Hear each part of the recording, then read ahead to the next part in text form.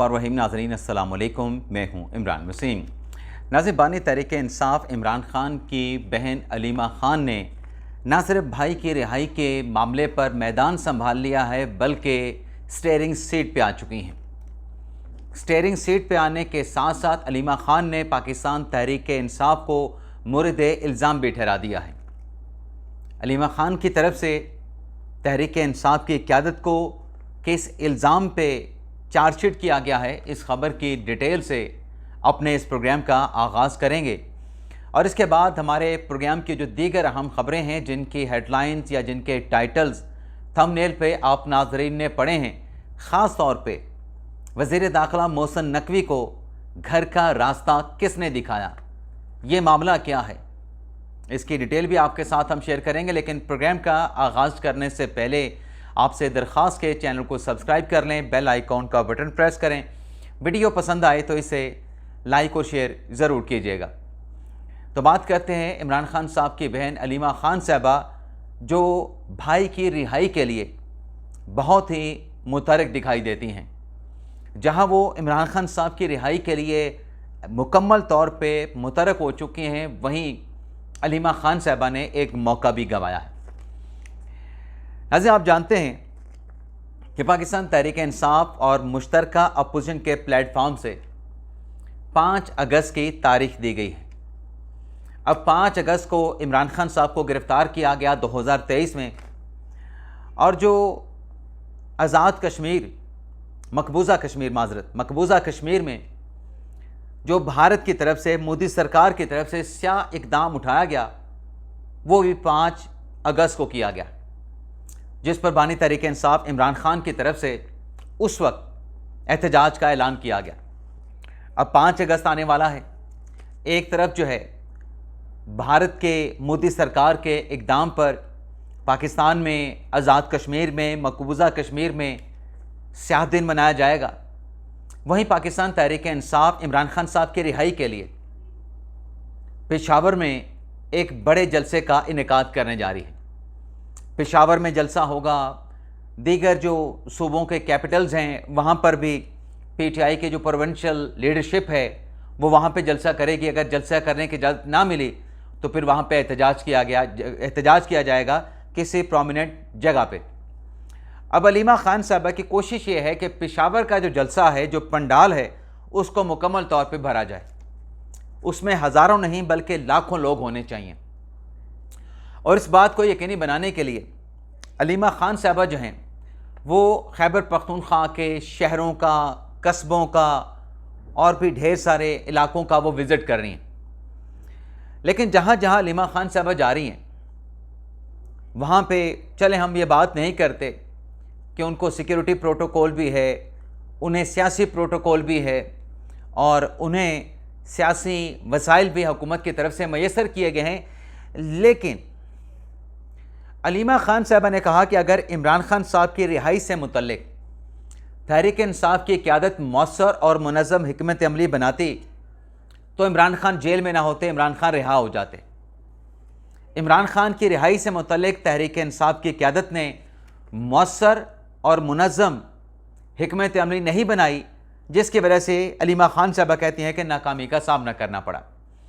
अब अलीमा खान साहबा जो ये कहती हैं कि वो सियासत में मुतहरक नहीं हैं, उनका सियासत के साथ कोई ताल्लुक़ नहीं है, वो अपने भाई की रिहाई के लिए घर से निकली हैं। अलीमा खान साहबा तहरीक इंसाफ से कह रही हैं कि वो इमरान खान की रिहाई के लिए जमात ना सिर्फ भरपूर फ़ाल किरदार अदा करे बल्कि जो पार्टी के इख्तलाफात हैं, पार्टी के इख्तलाफात को भी ख़त्म किया जाए। अब ये अलीमा खान साहबा अपनी इस कोशिश में कितनी कामयाब होती हैं, उनकी ये कोशिशें कितनी कारगर साबित होती हैं, ये अपनी जगह पे। लेकिन नाज़रीन, इमरान खान साहब से मुलाकात या उनके साथ पार्टी की या फैमिली की किसी शख्स या किसी रहनुमा की मुलाकात का जो मामला है, आप देखें अब एक और लिस्ट जो है डयाला जेल के इंतज़ामिया को दी गई है कि ये 6 नाम हैं। बैरिस्टर गौर साहब का नाम है, शमसा कियानी का नाम है, खालिद इज़्ज़त चौधरी का नाम है, गुलजार साहब का नाम है, मियाँ ज़ुबैर साहब का नाम है, भट्टी साहब का नाम है। इनकी मंगल के दिन कल खान साहब से मुलाकात करवाएं। लेकिन जो एक मौका मोहसिन नकवी के स्टेटमेंट को तो पाकिस्तान तहरीक इंसाफ के चाहने वाले, जो कुछ ऐसे तजियाकार हैं, कुछ यूट्यूबर्स हैं जो सपोर्ट कर रहे हैं, जो ये कह रहे हैं कि शायद मोहसिन नकवी के इस बयान के बाद हुकूमत घर जा रही है, उल्टी गिनती का बाकायदा तौर पे आगाज़ हो चुका है, वो अपनी जगह पे सपोर्ट करते रहें। लेकिन ये बात भी हकीकत है कि मोहसिन नकवी साहब की तरफ से इमरान खान से मुलाकात के लिए उस्मा खान साहबा को कहा गया था कि तहरीरी दरख्वास्त दें, मुलाकात कर लें। क्या इस सवाल का कोई जवाब नहीं देगा? क्योंकि इमरान खान साहब के जो चाहने वाले हैं, जो खान साहब से मोहब्बत करते हैं, लाखों हैं, करोड़ों हैं, वो जानना चाहते हैं कि इमरान खान साहब किस हालत में हैं। उनकी आँखों से मुतल्लिक जो आर्जा था, उस आर्जे के बाद अब उनकी तबीयत कैसी है? क्या वो मुलाकात नहीं होनी चाहिए थी? इमरान खान की रिहाई की कैंपेन चलाएं, पार्टी को फाल करें, पार्टी को फाल किरदार अदा करने की बात भी करें, पार्टी के इख्तलाफात को ख़त्म करने की भी अलीमा खान साहबा बात करें। लेकिन अलीमा खान साहबा से कोई ये सवाल तो पूछ सकता है कि वो तहरीरी दरख्वास्त क्यों नहीं दी गई? मुलाकात करने में रिटन एप्लीकेशन से हर्ज क्या था? वो मौका क्यों गंवाया गया? लेकिन कोई सवाल करने की जुर्रत तक नहीं करेगा।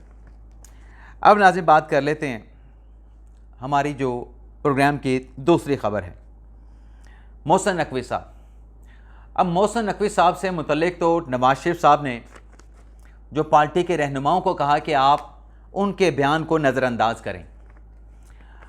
अब ख्वाजा आसिफ साहब तो अपने गुज़िश्ता रात के इंटरव्यू में यहाँ तक कह गए थे कि मोहसिन नकवी साहब तो काबीना के इजलास में नहीं आते, मोहसिन नकवी साहब तो पार्लियामेंट के इजलास में नहीं आते। लेकिन नवाज शरीफ साहब का ये स्टेटमेंट रिपोर्ट होने के बाद ये देखा गया, इस बात को नोट किया गया कि नून लीग के रहनुमा, क़यादत नहीं, नून लीग के रहनुमा जो मोहसिन नकवी साहब को निशाने पे, हदफ पे रखे हुए थे, वो निशानाबाजी, मोहसिन नकवी साहब को टारगेट करना, उसमें बहुत कमी देखी गई है। बल्कि ना होने के बराबर कोई बयान जो है मोहसिन नकवी साहब के ख़िलाफ़ दिया गया। लेकिन जहाँ कुछ सहाफ़ी शायद उनको लगता है कि मोहसिन नकवी साहब के स्टेटमेंट के बाद सिस्टम घर जा रहा है, हुकूमत घर जा रही है, शहबाज शरीफ साहब घर जा रहे हैं, मरीम नवाज़ साहबा घर जा रही हैं, तो वो मोहसिन नकवी साहब के स्टेटमेंट के ऊपर वाह वाह कर रहे हैं, बल्ले बल्ले कर रहे हैं। लेकिन कुछ और सहाफ़ी भी हैं, बसदे एहतराम, मेरा किसी सहाफ़ी के साथ कोई इख्तलाफ नहीं, लेकिन मैं जो कुछ चल रहा है वो आपके सामने रखना चाह रहा हूँ। अब अफसार आलम साहब जो कि सीनियर सहाफ़ी हैं, एंकर हैं, तजियाकार हैं, सहाफ़त का एक बड़ा नाम है, मेरे लिए एक उस्ताद की तरह हैं। जैसे मैंने कहा कि बसदे एहतराम, अब उनकी तरफ से 2 ट्वीट्स किए गए। एक तो अफसार आलम साहब ने कहा कि 1998 अक्टूबर में जब उस वक्त के आर्मी चीफ जहांगीर करामत ने गवर्नेंस पर एतराज़ किया तो नवाज शरीफ वज़ीर आज़म थे, तो आर्मी चीफ जनरल जहांगीर करामत को गवर्नेंस पर बात करने पे घर जाना पड़ा। अफसार साहब कहते हैं कि आज जुलाई 2026 है, शहबाज शरीफ वज़ीर आज़म हैं, वज़ीर दाखिला मोहसिन नकवी ने सिस्टम के कोलैप्स होने का स्टेटमेंट दिया है। अब इस पर जो सियासी नरेटिव बने, सियासी जो तर्जिए किए गए, सियासी मुखालफिन की तरफ से जो बयानात दिए गए कि ये तो मोहसिन नकवी साहब ने, वज़ीर दाखिला ने, हुकूमत के अपने काबीना रुकन ने अपनी हुकूमत को चार्जशीट कर दिया है, तो अफसार आलम साहब ये कह रहे हैं कि अब कौन घर जाएगा? मोहसिन नकवी साहब जाएंगे या शहबाज शरीफ साहब जाएंगे? माजी में तो आर्मी चीफ किया था। अब कौन घर जाता है, कौन घर नहीं जाता, ये तो वक्त ही बताएगा। लेकिन अफसार साहब का जो दूसरा ट्वीट है उसमें ख्वाजा आसिफ साहब की बात को सपोर्ट करते हुए कि जो कहा गया कि नेशनल एक्शन प्लान के 13 जो नुकात हैं उस पर वजारत दाखिला ने अमल दरामद करना था। अफसार साहब कहते हैं कि मोहसिन नकवी साहब को काबीना के इजलास में बुलाया जाए, उनसे उनकी वजारत की प्रोग्रेस रिपोर्ट ली जाए, और अगर प्रोग्रेस रिपोर्ट अच्छी आती है तो उनको अप्रिशिएट किया जाए।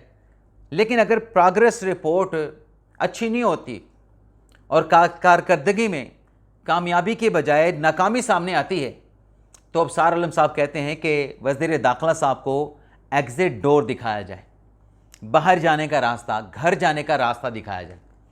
तो नवाज शरीफ के कहने पे उनकी पार्टी के लोग तो अपनी जगह पे खामोशी अख्तियार कर चुके हैं, लेकिन ज़ाहिर सी बात है कि सहाफ़ी जो हैं वो जो सवालात उठा रहे हैं वो भी अपनी जगह पे वैलिड हैं कि अगर हुकूमती मिनिस्टर ये कहते हैं कि सिस्टम कोलैप्स हो चुका है तो फिर तज्ज़ियाकार ये एनालिसिस करने में बजा है कि आपने क्या रिफॉर्म्स की, क्या आप इस सिस्टम के कोलैप्स का बयान देने के बाद सिस्टम का हिस्सा रहेंगे।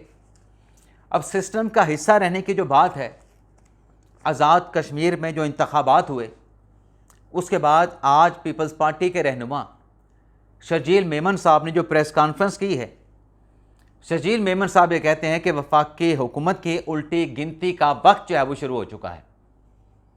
अब वो क्यों कह रहे हैं? क्योंकि वफाकी हुकूमत पाकिस्तान पीपल्स पार्टी की बैसाखियों पे खड़ी है। लेकिन जो बार बार फार्म 47 का ताना और अब जो आज़ाद कश्मीर में नून लीग ने सादा अक्सरियत हासिल की है उसे पीपल्स पार्टी कहती है कि ये फार्म 47 प्लस की हुकूमत है, ये फार्म 47 अल्ट्रा है, धांधली करके नून लीग को हुकूमत बनाई गई है। लेकिन मुझे एक सवाल का जवाब ये नहीं मिलता कि अगर नून लीग ने आज़ाद कश्मीर में धांधली की है, धांधली के ज़रिए अपनी हुकूमत बनाई है, वैसे तो वहाँ पे सवाल ये भी है कि टर्नआउट क्यों कम था। टर्नआउट कम होने की और भी बहुत सारी वजूहात हैं। उसमें एक तहरीक इंसाफ का इंतखाबात का बाइकआउट करना है, दूसरा कलदन तंजीम जॉइंट एक्शन कमेटी उसका जो एहतजाज है वो भी एक वजह है। लेकिन धांधली के जो इल्ज़ामात हैं, फिर नून लीग ने जीबी में धांधली क्यों नहीं की? आज़ाद कश्मीर में वज़ीर आज़म तो पीपल्स पार्टी का बैठा है ना, तो जीबी में क्यों मुशर्रफ नवाज़ धांधली करके अपनी हुकूमत, अपने उम्मीदवारों को क्यों नहीं जितवा सके? इस सवाल का जवाब मैं तलाश कर रहा हूँ, लेकिन इस सवाल का जवाब मुझे मिल नहीं रहा। लेकिन आप देखें ना कि अब शर्जील मेमन साहब ये कहते हैं कि ये सिस्टम नहीं चलेगा, उल्टी गिनती उन्होंने शुरू कर दी। लेकिन बहुत से अंदर की खबरें रखने वाले बाअसर बावसूख जो लोग हैं, जो सोर्सेज हैं, वो कहते हैं कि सिस्टम यही चलेगा। इंतज़ामी यूनिट्स अगर बने तो इसी सिस्टम में बनेंगे, नए सूबे बने तो इसी सिस्टम में बनेंगे, हुकूमत अपनी मियाद भी पूरी करेगी। तो फिर ये शर्जील मेमन साहब ने उल्टी गिनती कैसे शुरू कर दी? अब हुकूमत के तो तकरीबन 2.5 साल बाकी हैं। क्या 2.5 साल की मियाद ख़त्म होने के बाद ज़ाहिर सी बात है कि आप पीक पे जाके फिर आप नीचे उतरना शुरू हो जाते हैं? क्या वो जो नीचे उतरना जो दिन हुकूमत के, यानी आप यूँ समझें कि 5 साल में अगर हुकूमत के इक़्तिदार के दिन कोई 1900 बनते हैं या 2000 बनते हैं तो उसमें बाकी वो 1000 दिन रह गए। ज़्यादा दिन हुकूमत गुजार चुकी है, थोड़े दिन उसके बाकी रह गए। तो इस बात को तो उन्होंने उल्टी गिनती का नाम नहीं दे दिया। आज के दिन तक तो बहरहाल यही है कि जैसे मैंने कहा कि सिस्टम यही चलेगा। अब वसार आलम साहब की बात, उनके उठाए गए सवालात अपनी जगह पे, उनकी वैलिडिटी भी अपनी जगह पे, लेकिन एक सवाल और भी उठा है और वो सवाल ये है कि यहाँ पे कहा जाता है कि ये इस्टेब्लिशमेंट के साफ़ी हैं, ये फ़लाँ के साथ मुलाकात करते हैं, ये एजेंसियों के साथ मुंसलिक हैं, ये जी ISPR के साथ मुंसलिक हैं। अब आज जो वसार आलम साहब ने कॉलम लिखा है, अपना हामिद मीर साहब ने जो कॉलम लिखा है, वो अपने कॉलम में लिख रहे हैं कि उन्होंने 2011 में उस वक्त के DG ISI अहमद शुजा पाशा के साथ मुलाकात की। अब कोई और सहाफ़ी मुलाकात करे प्राइमरी इंटेलिजेंस एजेंसी के किसी आला ऑफिसर के साथ या DG ISI के साथ या DGC के साथ, उसकी मुलाकात तो हराम हो गई। हामिद मीर साहब की मुलाकात क्या ये हलाल है? क्या ये भी हराम मुलाकात है? DG ISPR के साथ मुलाकात करना, डायरेक्टर ISPR के साथ मुलाकात करना बाकियों के लिए हराम हो सकता है, लेकिन अगर कोई और सहाफ़ी करे तो उसके लिए कैसे हलाल हो सकता है? अब इस पर भी सवाल उठाया है। हैदर नकवी साहब ने तज्ज़ियाकार रहे हैं एयरवाई न्यूज़ पे, वो ये कहते हैं, अब मैं एग्जैक्टली उन्होंने लिखा क्या है नाज़िम, मैं आपको वही पढ़ के सुनाऊँगा कि हैदर नकवी साहब ने जो हामिद मीर साहब ने मुलाकात की उस पर सवाल उठाया। वो कहते हैं बड़ा सवाल ये है कि क्यों बुलाया गया हामिद मीर साहब को DG ISI अहमद शुजा की तरफ से मुलाकात के लिए? इनके पास कौन सी कौमी जिम्मेदारी थी? एक सहाफ़ी फ़ौजियों से तनहा खुफिया मुलाकातें करता क्यों है? ये कौन सी सहाफ़त है? इस पर कोई बात क्यों नहीं करता? ये सब के सब मुसलसल झूठी खबरें दिए जाएँ और निज़ाम हुकूमत को डिस्टर्ब रखें। तो हैदर नकवी साहब कहते हैं भाई क्यों मुलाकात के लिए गए, क्यों खुफिया मुलाकात की, इनके पास कौन सा कौमी ओहदा था। एक और सहाफ़ी की खबर भी सुन लें। इमरान शफकत साहब जिनके खिलाफ मुकदमा बनाया गया NCCI की तरफ से, तो उस NCCI के नोटिस को लाहौर हाई कोर्ट में चैलेंज किया गया। लाहौर हाई कोर्ट ने इमरान शफकत को दिया गया जो NCCI का नोटिस था, ना सिर्फ उसको मुअत्तल कर दिया, इमरान शफकत साहब को NCCI के सामने पेश होने से रोक दिया, उल्टा लाहौर हाई कोर्ट ने NCCI के हुकाम को समन कर लिया है आइंदा समात पर कि आके बताएं कि इमरान शफकत साहब को ये नोटिस किस ज़िमन में जारी किया गया, किन इल्ज़ामात पे जारी किया गया, किस शिकायत पे जारी किया गया, और मवाद क्या है, शवाहिद क्या है, एविडेंस क्या है।